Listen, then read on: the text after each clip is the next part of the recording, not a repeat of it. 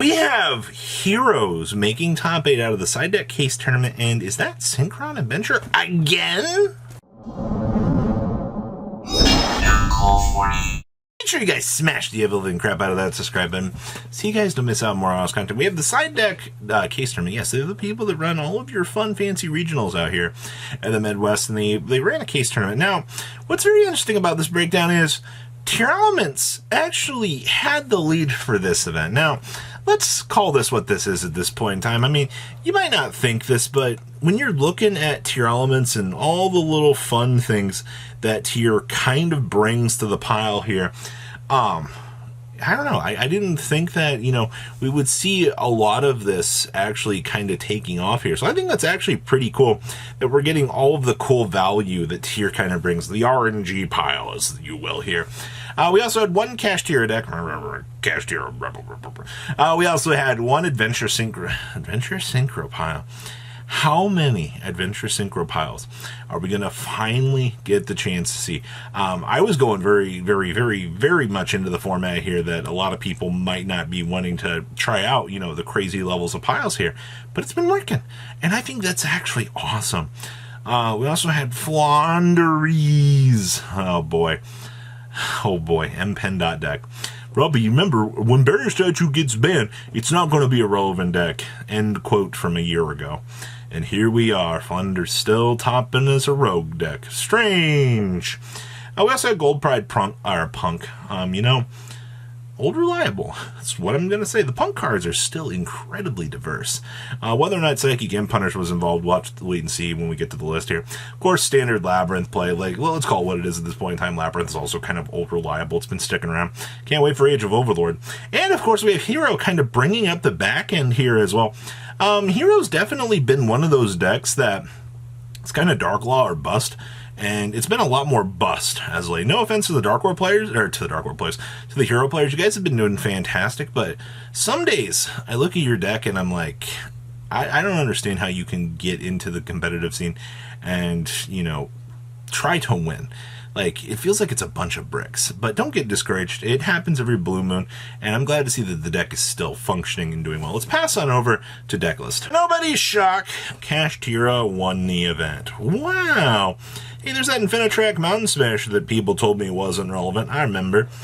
So for tech choices here, I mean, we're playing the triple lands here, which is fine. Is that it? We're not playing books. We're playing double talents and double thrust.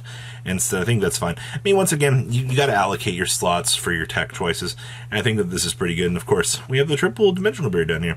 Anybody see the Eradicator Epidemic Virus for this deck? Because there isn't one here. They opted to not play it. Also, we're playing the Experially Happiness down here. It's not really something you tend to see. Actually, you see this every blue moon as a tech choice in here. This is kind of cute. I see that we are playing the Skull Wagon as well. Outside of that, I don't see anything else.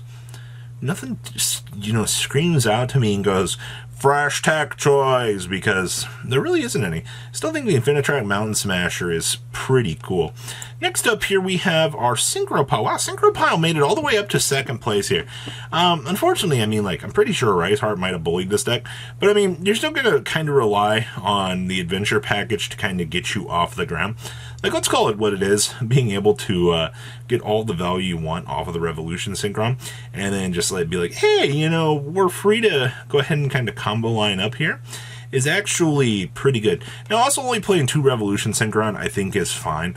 If you do end up in the case of, not being able to draw the card, well, I mean, it's not like you don't have other cards to kind of facilitate ways to, try to see these good things. I'm also glad to see that this build's not relying on junk Synchron.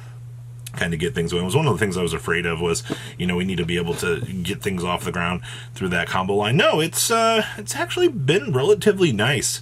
See the fresh air takes that this deck has actually kind of undergone, so good stuff. Next up here we have Flaunderies actually placed relatively high for this tournament. Okay, so we are playing the Samorg package in here. I mean, this deck has kind of just had the chance to adapt as it needs to, but I think the Samorg package has been the fresher piece to the deck.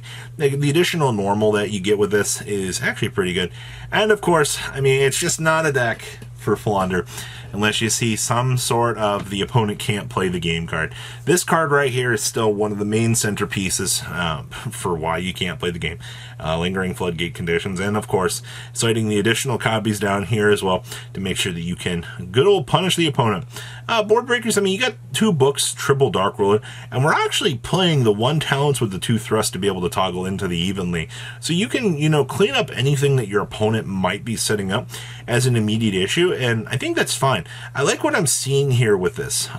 Flunder definitely needs all the help they can get right now. Next up here, Gold Pride Punk. So we are playing 2 copies of the Rollerballer, which is fine.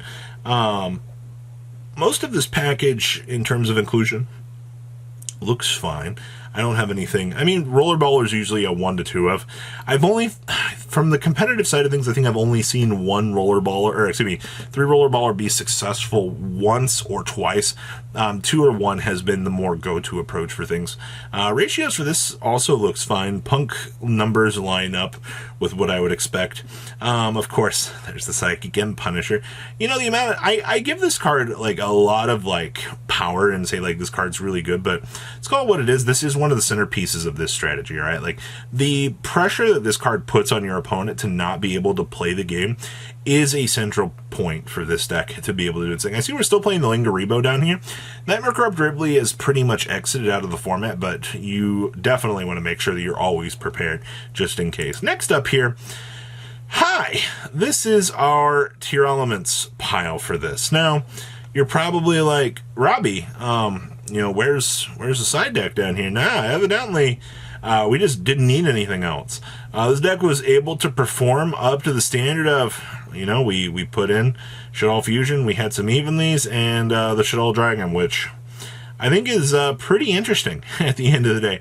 If you are so confident that you can get the deck to function and be able to combo line through, everything that you need, I actually think that's quite impressive at the end of the day.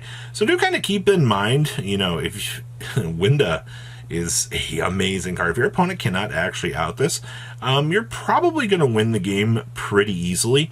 And once again, strong boss monsters, strong cards to detour the opponent from getting the chance to play the game. That's all that, Tier is famously about. Next up here, we have Destructive Daruma Cannon deck. I know that's a meme and a half. Bear with me here, because that's been like the thing that people have been saying about this deck. It's like, Robbie, just go play Labyrinth. There's a Destructive Daruma Cannon your opponent. What's your opponent supposed to do? I get it. It's a broken TCG exclusive. And we're actually playing 2 Terrors of the Overview here. Actually interesting to see this. I see that, first of all, playing 1 Pot of Extravagance. This is very, very interesting to me. Of course, the Pot of Prosperities. I mean, do we care about anything down here in the extra deck? It doesn't, actually, I don't feel like we care about anything down here. Yeah, I don't really, nothing in this deck down here seems good.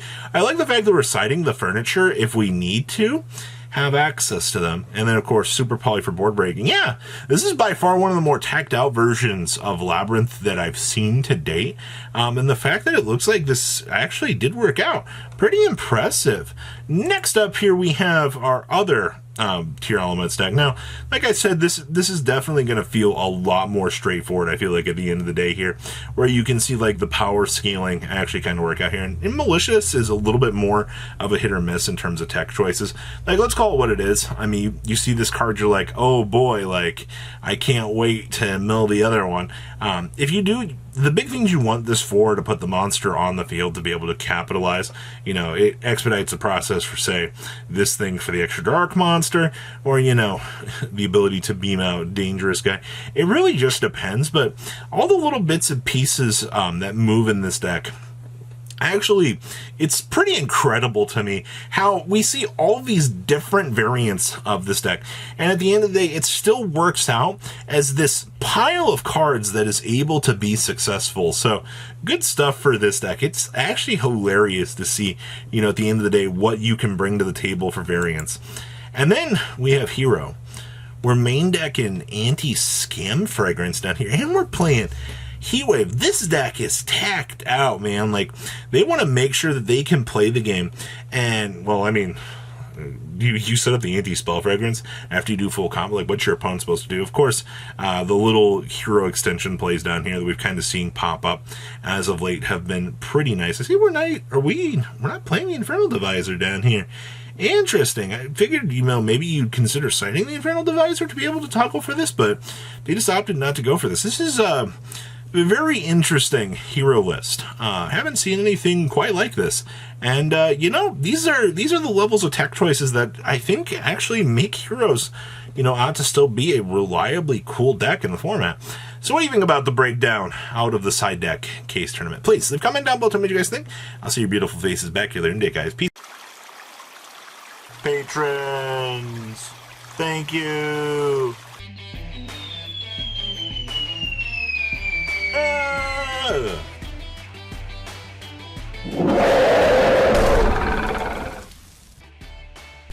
Thank you so much for watching. Check out these other videos.